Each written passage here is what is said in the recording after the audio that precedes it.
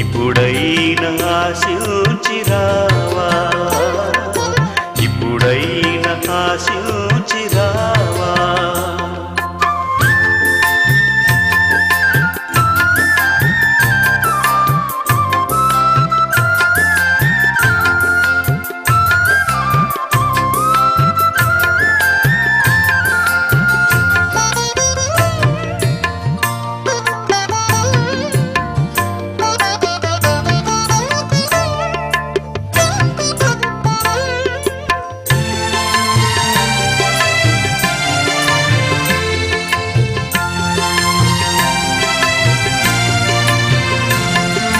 వేదంబులందు వ్రాయబడినట్లు ఈ ధరను రక్షింప అవతరించి,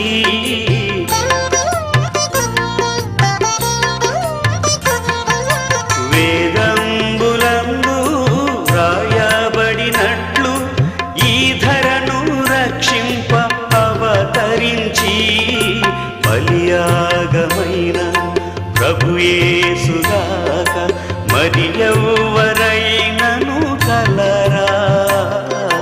మనసార యోచించిరావా, మనసార యోచించిరావా.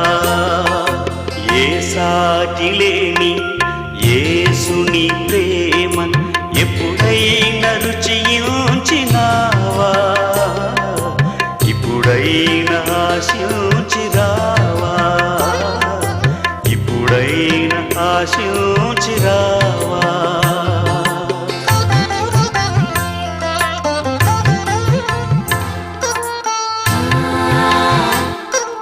నీ దేవుండెవరు, నీ పూజెవ్వరికి, నశించే వెండి బంగారాలకా.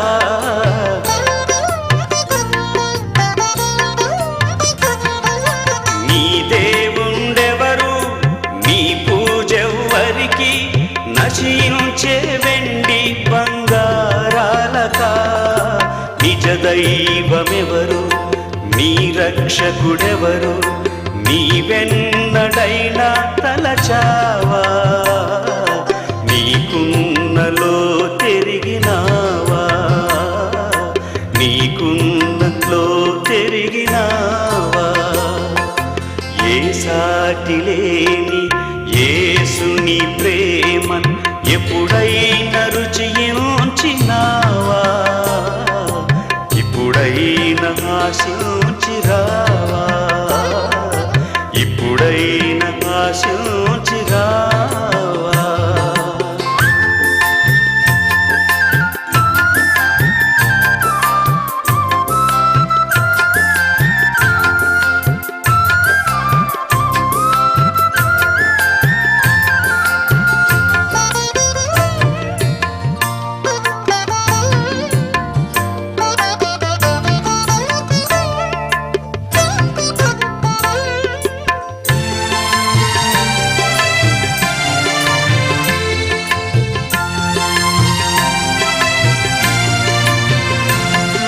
కలువరి గిరిపై విలువైన ప్రాణం అర్పించి మరణించింది నీ కొరకే.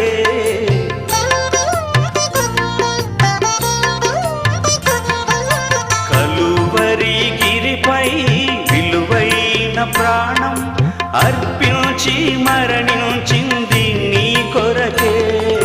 నిన్నెంతగానో ప్రేమించినట్టి నీ దేవుని ప్రేమను గోలన్ మోదంబున రావదేలా, మోదంబున రావదేలా. క్రీస్తునందు ప్రియమైన సోదరి సోదరులారా, మన ప్రభువును రక్షకుడునైన యేసుక్రీస్తు యొక్క పరిశుద్ధమైన నామమున నేను మీకు శుభములు మరియు వందనములను తెలియజేయచ్చు ఉన్నాను. దేవుని వాక్యములో నుండి మనము యోధా పత్రికను ధ్యానం చేస్తూ ఉన్నాం. అందులో భాగంగా మరి 11వ వచనంలో మనం ఉన్నాం. భక్తిహీనులను గూర్చి మాట్లాడుతూ వారు కయీను మార్గమున నడిచిన వారు అని, వారు బహుమానం పొందవలనని బిలాము త్రోవను తప్పుగా ఆ తప్పుడు త్రోవలో ఆతురంగా పరిగెట్టిన వారని, కోరహు చేసినట్టు తిరస్కారం చేసి నశించారు అనే మాటలు వ్రాయబడ్డాయి. ఈ భక్తిహీన సమాజాన్ని యూదా ముగ్గురుతో పోల్చాడు. కయీనుతోనూ, బిలాముతోనూ, కోరహుతోనూ పోల్చాడు. కయీన్లో మనకేం కనిపిస్తుంది అనగా అవిశ్వాసపు క్రియలు కనిపిస్తాయి. అంటే అవి క్రియలే కానీ అందులో విశ్వాసం కనిపించదు. బిలాములో కనిపించేది ఏమిటి? త్వరగా వృద్ధి చెందడానికి దారి తప్పడం. కోరహులు కనిపించేది ఏమిటి?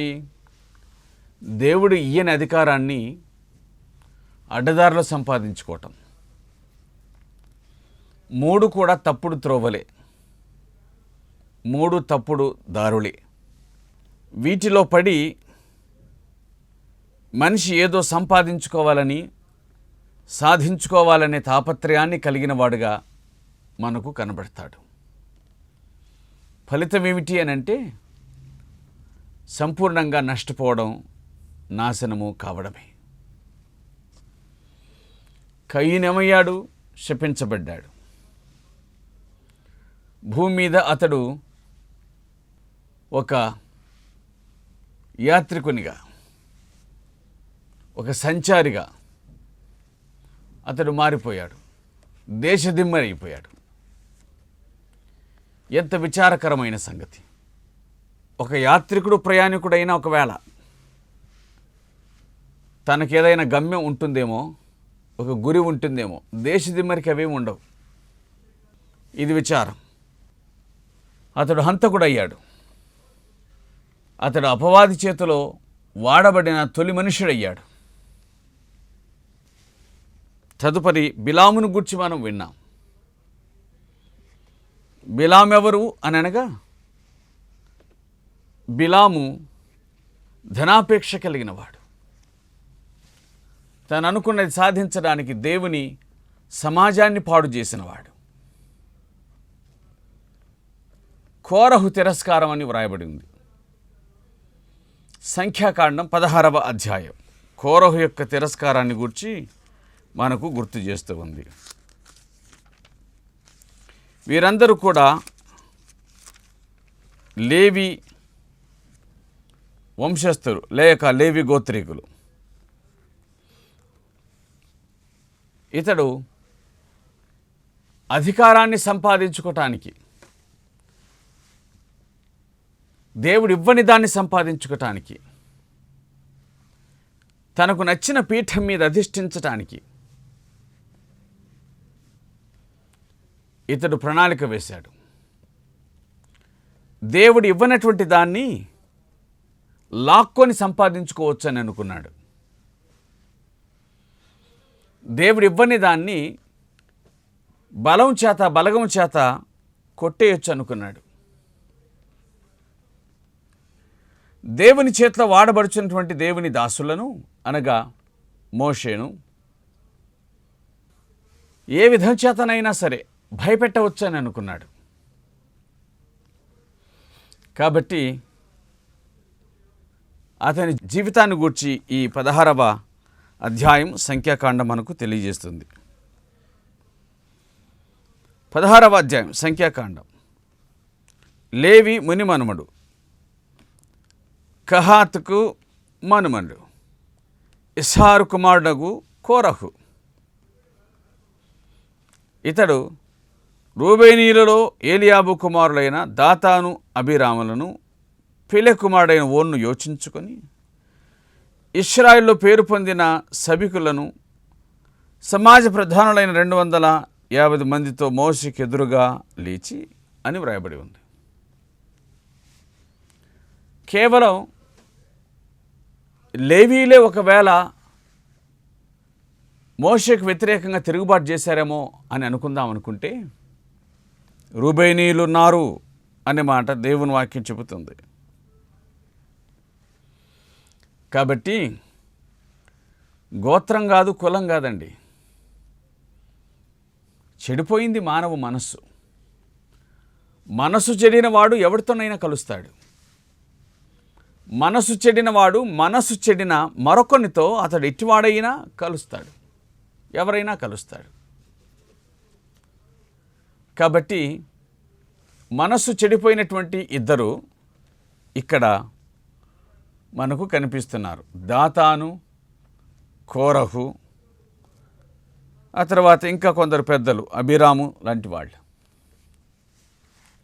వీరి ఉద్దేశం ఏమిటి అని అంటే, మోషే అహరోనులకు విరోధముగా పోగుపడి, ఇది వారి ఉద్దేశం.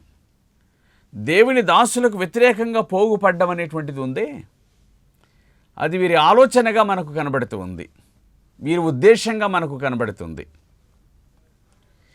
ఇది ఎంత విచారకరమైన సంగతి అండి. దేవుడే పిలిచినటువంటి వాడు మోషే, దేవుడు ఏర్పరచుకున్నవాడు మోషే, దేవుడు వాడుకొనుచున్నవాడు మోషే. భూమి మీద చాలా తగ్గింపు సాత్వికం కలిగిన వాడు మోషే. అటువంటి వాని మీద తిరుగుబాటు చేయటమా అంటే, ఎంతకాలమైన నువ్వేనా అధికారివి? ఎంతకాలమైన నువ్వేనా ప్రజలకు నాయకుడివి? మేము కాదా అన్నట్లు. మనం ఒక మాటను గుర్తుంచుకోవాలండి. అదేంటి అని అంటే, దేవుడు ఎవరిని ఏర్పాటు చేసుకుంటాడో వారిని మనం అనుసరించాలి. వారిలో లోపాలను ఎత్తి చూపాల్సిందే, సవరించాల్సిందే, కానీ స్థానాన్ని లాక్కోకూడదు. అది దేవుడిచ్చింది. దేవుడిచ్చిన దాన్ని ఎట్టి పరిస్థితులను లాక్కోలేవు. లాక్కున్నట్లు కనిపించిన కానీ ఇటు చెప్పాలి, నీకు లాకప్పే అవుతుంది. కాబట్టి గుర్తుంచుకో, దేవుడు తాను ఎవరిని పిలుస్తాడో, ఎవరిని నియమిస్తాడో, ఎవరికి ఏ పని అప్పచెప్తాడో దాని మీద అసూయపడి ఆ స్థానాన్ని లాక్కోవడానికి ప్రయత్నం చేయకూడదనే సంగతిని గుర్తుంచుకోవాలి. కోరహు వేర్పాటువాదులకు నాయకుడు, కోరహు తిరుగుబాటుదారులకు నాయకుడు. కోరహు జీవితాన్ని పరిశీలన చేస్తే అణువణువున అధికారం కోసం నిలువెల్లా రగిలిపోయిన వాడుగా కనిపిస్తాడు. ఏమో కొంతమందికి అధికారం అంటే అంత పిచ్చి. వీరు ధనాన్ని జయించగలుగుతారు, స్త్రీని జయించగలుగుతారు, అంటే ధనాపేక్షను జయిస్తారు, వ్యభిచారాన్ని జయించగలుగుతారు, కానీ అధికారం కోసం అరులు చాస్తారు. ఎంత విచారకరమైన సంగతి అండి. ఒక మాట గుర్తుంచుకోండి, నువ్వు ఏ విషయంలో బలహీనుడిగా ఉన్నావో అపవాది ఆ విషయంలోనే నీ మీద దాడి చేస్తాడు. నువ్వు ఏ విషయంలో బలవంతుడిగా ఉంటావో అపవాది దాని గురించి ఆలోచన చేయడు. నీకు ఎంత డబ్బు ఇచ్చినా నువ్వు లొంగవా, అపవాది ఇంకా నేను పట్టించుకోడు. నువ్వు స్త్రీని జయించగలిగిన వాడివా, అపవాది నిన్ను పట్టించుకోడు. పరస్త్రీ వ్యామోహంనకు లోను కాని వాడివైతే నిన్ను పట్టించుకోడు అపవాది. ఇంకా వేస్ట్లే, లాభం లేదనుకుంటాడు. కానీ నీ మనస్సు దేని మీద ఉంటుందో దాన్ని మాత్రం అపవాది చాలా తెలివిగా వాడుకుంటాడు. ఇక్కడ మనకు కోరహు కనిపిస్తున్నాడే, అతడు తిరస్కారమును చేసెను అనే మాట వ్రాయబడింది. బహుమానం పొందడానికి బిలాము తప్పుదారిలో నడిచాడు. అది అక్కడ మనకు కనిపించిన విషయం. ధనాపేక్ష కలిగినటువంటి వాడు. కానీ కోరహు ధనాపేక్ష కలిగిన వాడేం కాదు, నాయకత్వపు పిచ్చి కలిగిన వాడు. అది దేవుడిచ్చింది కాదు, తనకు నచ్చింది. అదే తన ఉద్దేశం. ఈనాడు కూడా సంఘాల్లో ఇదే కదా పరిస్థితి. అదేంటి అని అంటే, మీరేనా ఎంతకాలం ఉన్నా కానీ దేవుడు మిమ్మల్ని ఏర్పాటు చేసుకున్నాడా, మిమ్మల్ని వాడుకుంటున్నాడా? మంచిది, తలాంతు కలిగిన వారు లెగండి, మీ తలాంతులను ప్రదర్శించండి. ఆ విషయంలో దేవుని దాసుడు కూడా సహకరించాలి, వారిని అణిచివేయకూడదు. అదే సమయం ముందు దేవుడు ఏర్పాటు చేసుకున్న ఒక వ్యక్తిని, దైవ సంబంధమైన మార్గంలో నడుస్తున్నటువంటి వ్యక్తిని, దేవుని దాసుడిగా బ్రతుకుతున్నటువంటి వ్యక్తిని, స్వార్థం లేని వ్యక్తిని ఎంత మాత్రమును కూడా టార్గెట్ చేయకూడదనే సంగతిని గుర్తుంచుకోవాలి. ఈ స్థలమందు మనము చూడగా సంఖ్యాకాండం 16వ అధ్యాయమునందు మనకు కనిపించేది ఏంటి అని అంటే, కోరహు యొక్క తిరుగుబాటు కనిపిస్తుంది. మోషే అహరోనుల దగ్గరికి వెళ్ళి, ఈ సర్వ సమాజంలోని ప్రతివాడు పరిశుద్ధుడే, యెహోవా వారి మధ్య ఉన్నాడు, యెహోవా సంఘం మీద మిమ్మల్ని మీరేలా హెచ్చించుకొనుచున్నారు అని అన్నాడు. ఇక్కడ ప్రతివాడు పరిశుద్ధుడే, సర్వజనీన పరిశుద్ధ సిద్ధాంతం అన్నమాట. అందరూ దేవుని పిల్లలే అని, అందరూ పరిశుద్ధులే. ఎవరు పరిశుద్ధులు? పరిశుద్ధ పరచబడిన వారు, పరిశుద్ధతను కాపాడుకునేవారు కదా పరిశుద్ధులు. అందరూ పరిశుద్ధులు ఎట్లవుతారు? కారు కదా. కాబట్టి అందరూ పరిశుద్ధులే, మిమ్మల్ని మీరు హెచ్చించుకోవద్దని అన్నాడు. అంటే ఈ సంఘం మీద మీ మట్టుకు మీరు ఎప్పుడే కానీ ఆధిపత్యం చలాయించకండి అని మోషే అహరోనులతో అంటే, మోషే ఆ మాట విని సాగిలపడెను అని వ్రాయబడింది. ఒక వ్యక్తి తిరుగుబాటు చేసి నాయకత్వాన్ని సంపాదించుకోవాలని ప్రయత్నం చేస్తూ ఉంటే, మరొక వ్యక్తి సాగిలపడి దాన్ని సంపాదించుకున్నాడు. అర్థమైంది ఈ మాట? మరొక వ్యక్తి సాగిలపడి దాన్ని సంపాదించుకున్నాడు అంటే దాన్ని సంపాదించుకోవడానికి సాగిలపడ్డాడు అని కాదు నా ఉద్దేశం. దేవుడు అతన్ని ఎన్నుకొని తనకు యోగ్యమైన వానిగా మలిచినాడు. కాబట్టి ఒక పదవిని దేవుడు అప్పగిస్తున్నాడు అని అంటే అది దేవుని సంకల్పం అని మనం గుర్తుంచుకోవాలి. మనం అందులో అసూయపడవలసినటువంటి అవసరమే లేదు అని జ్ఞాపకం చేసుకోవాలి. మనం అసూయపడవలసిన అవసరమే లేదు. ప్రియులారా, దైవ గ్రంథం మనకు చెబుతున్న సత్యం ఏంటి అని అనగా, మోషే సాగిలపడాను. మోషే సాగిలపడ్డాడు. చాలా ఆశ్చర్యం. ఇప్పటి మోషేలైతే తమ వర్గాలను సిద్ధం చేస్తారు, తమకు నచ్చిన వాళ్ళని సిద్ధం చేస్తారు, తమను మెచ్చుకునే వాళ్ళని సిద్ధం చేస్తారు. కానీ ఆ మోషే మాత్రం సాగిలపడాను.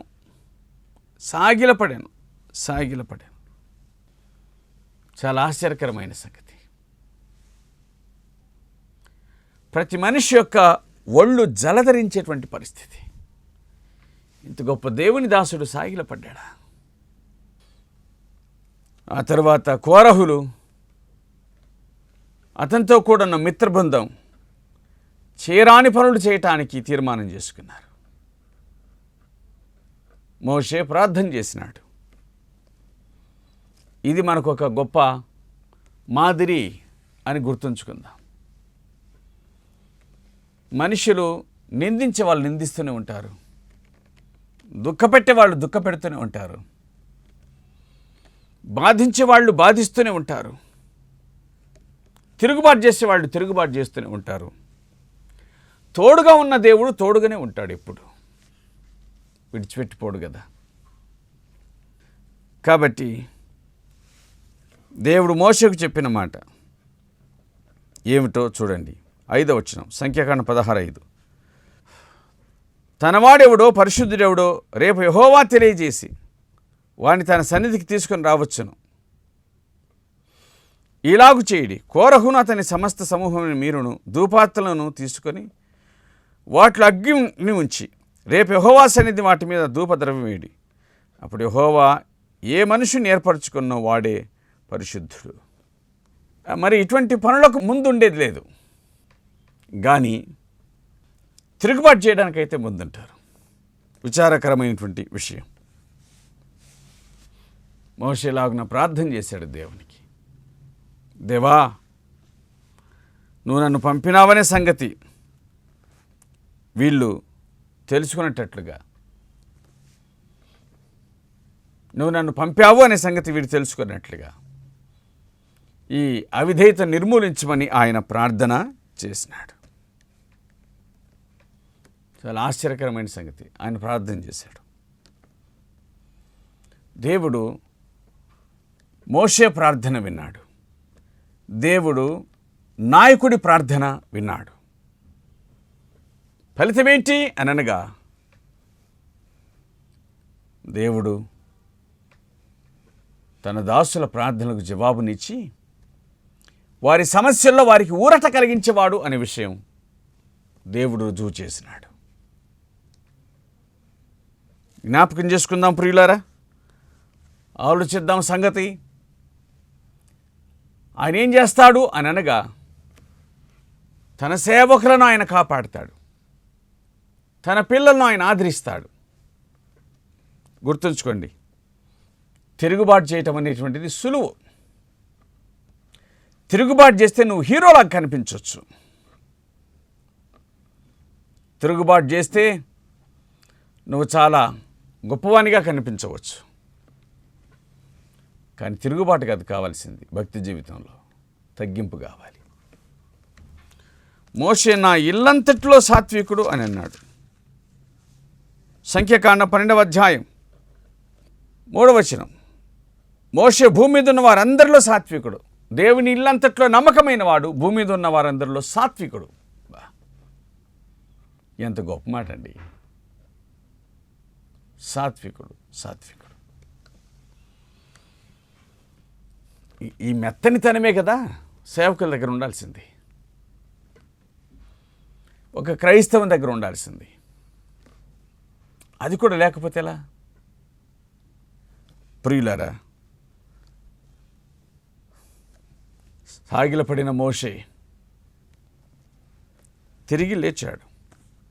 అతడు ఇప్పుడు ఇలాగ ప్రార్థన చేస్తున్నాడు, దేవా ఈ సంగతులన్నీ కూడా నువ్వే జరిగించావు, దీనంతటికీ నువ్వే కారకుడు.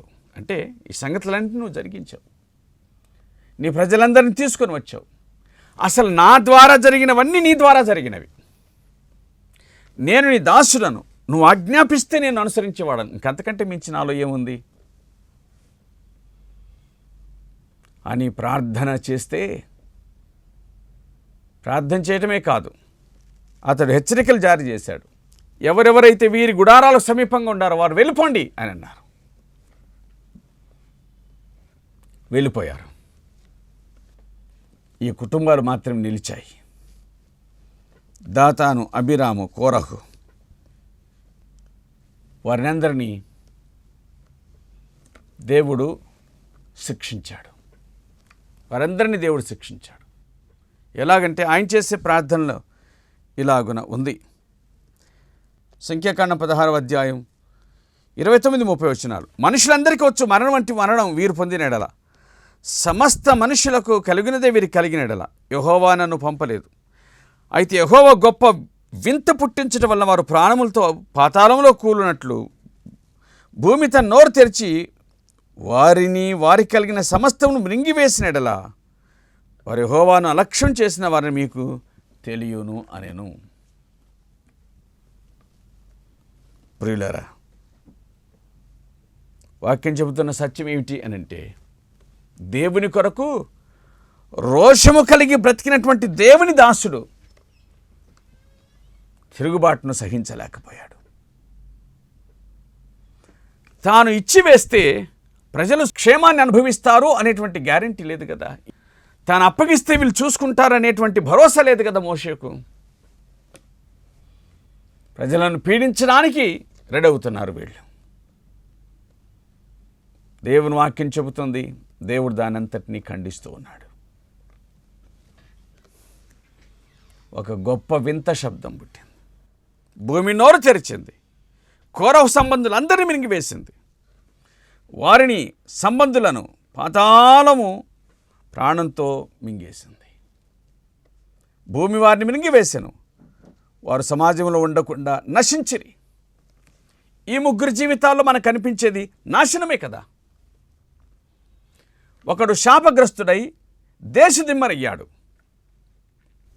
విచారకరమైనటువంటి సంగతి. మరొకడు కత్తి చేత హతం చేయబడ్డాడు, బిలాము. వీరందరూ కూడా భూమి తన నోరు తెరవగా వీరంతా మృంగివేయబడ్డారు భూమి చేత అనేటువంటి విషయం దేవుని వాక్యం గుర్తు చేస్తుంది. పాపానికి శిక్ష, పాపానికి ప్రతిఫలం తప్పక దొరికి తీరుతుంది అనే విషయాన్ని మనం గుర్తుంచుకోవాలి. అందుకే తిరుగుబాటు చేయటం చాలా సులభం, దానింత మూర్ఖత మరొకటి లేదనే సంగతి గ్రహించాలి. తిరుగుబాటు చేయటం దేవునికి విరుద్ధంగా మూర్ఖత కనబరచుట, అది సోది చెప్పుట అనేటువంటి పాపంతో సమానము అనేటువంటి విషయము సమూయేలు మొదటి గ్రంథం 15వ అధ్యాయం 22వ వచనం స్పష్టంగా తెలియజేస్తుంది. అంచేత అవిధేయత మాని ప్రభువునకు విధేయులై ఆయనకి ఇష్టలై జీవించాలని మనవి. ఆ ప్రియ ప్రభువును హృదయమందు స్వీకరించి మేలులు పొందాలని దేవుని పెరట నేను మనవి చేయుచు ఉన్నాను. ప్రభు ఈ మాటలను మన వినికిడిలో దీవించునుగాక. ఆమేన్. ప్రార్థన చేద్దాం. సర్వకృపానిధియు మిక్కిలి కనికరమును అత్యంత దయ జాలి కలిగిన పరలోకమందున్న ప్రియమైన మా తండ్రి, నీ పరిశుద్ధమైన నామమునకు స్తోత్రాలు. ఈ సమయమునందు మీ వాక్యాన్ని విన్నవారిని దర్శించండి. మీ వాక్యమునకు మాటలకు విధేయతను చూపించి జీవించుటకు సహాయం చేయమని ప్రార్థన. తిరుగుబాటు చేయవారిని దర్శించండి. తల్లిదండ్రుల మీద తిరుగుబాటు చేసి, సంఘాల మీద తిరుగుబాటు చేసి, తమను తామే నాశనం అవుతున్న వారిని, నాశనమును కొని తెచ్చుకుంటున్న వారిని మీరు జ్ఞాపకం చేసుకోవాల్సిందిగా ప్రార్థన. వారి బుద్ధులను మార్చి మీరు వారికి సహాయం చేయండి. నెమ్మది గల మనస్సును, సాత్వికాన్ని దయచేసి కృప చూపించండి. మీ మాటలు వింటున్న వారందరినీ ఆశీర్వదించమని అడుగుచు కృపగల మీ హస్తాలకు అప్పచెప్పుకొంచు రక్షకుడు ప్రియుడు యేసునాథుని పేర వేడుకొనుచున్నాము తండ్రి. ఆమేన్.